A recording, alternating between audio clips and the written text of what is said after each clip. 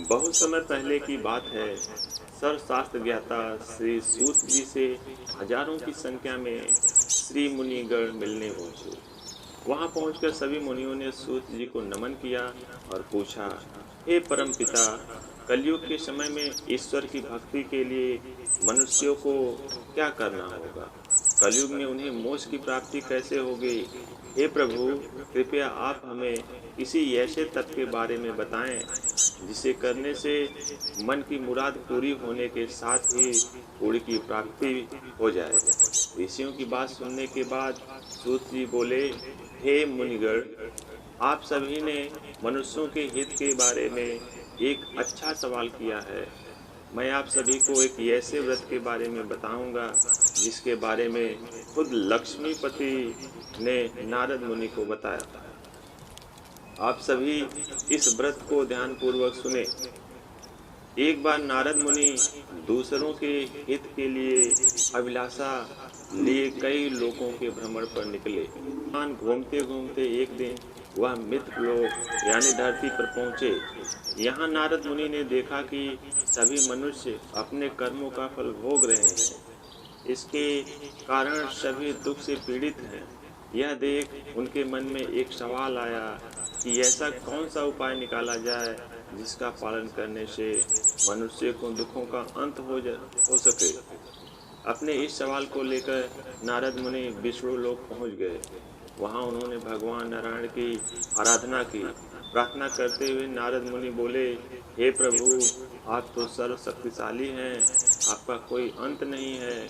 आप सभी भक्तों के कष्ट को दूर करते हैं, आपको मेरा प्रणाम है।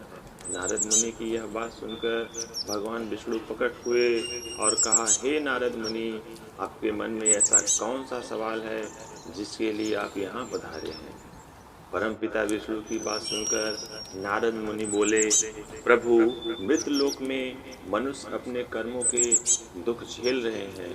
भगवान, आप अगर मुझ पर तनिक भी दया करते हैं तो कृपा करके मुझे बताएं कि मानव ऐसे कौन से काम कर रहे हैं जिससे उन्हें इस दुख से मुक्ति मिल सके।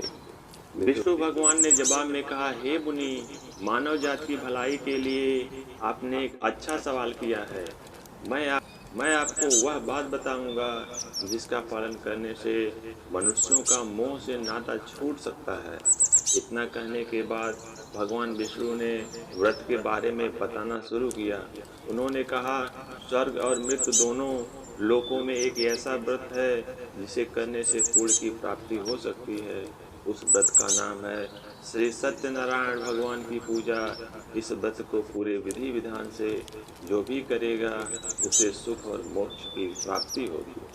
विष्णु भगवान से इस व्रत के बारे में सुनते ही नारद मुनि ने फिर पूछा, हे ईश्वर, इस व्रत को करने से कौन सा फल मिलेगा और इसे करने की विधि क्या है?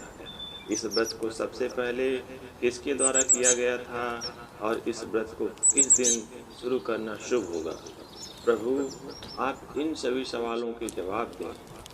नारद के सवालों का जवाब देते हुए भगवान विष्णु कहते हैं, दुखों को दूर करने वाले इस व्रत को करना बहुत आसान है।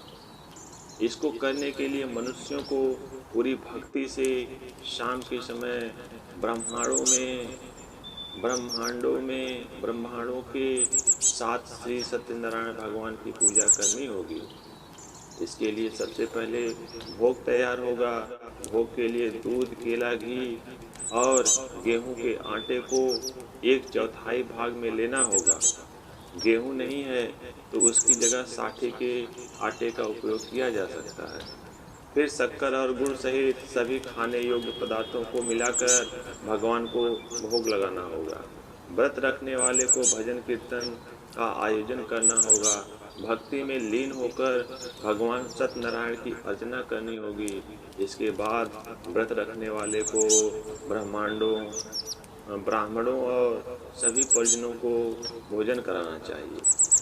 इसके बाद व्रत करने वाला खुद भोजन करेगा।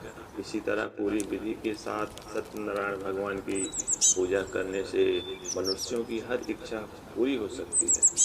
साथ ही यह कलयुग में मोक्ष प्राप्त करने का एकमात्र सरल उपाय है। इस तरह से सत्यनारायण कथा का पहला अध्याय पूरा होता है।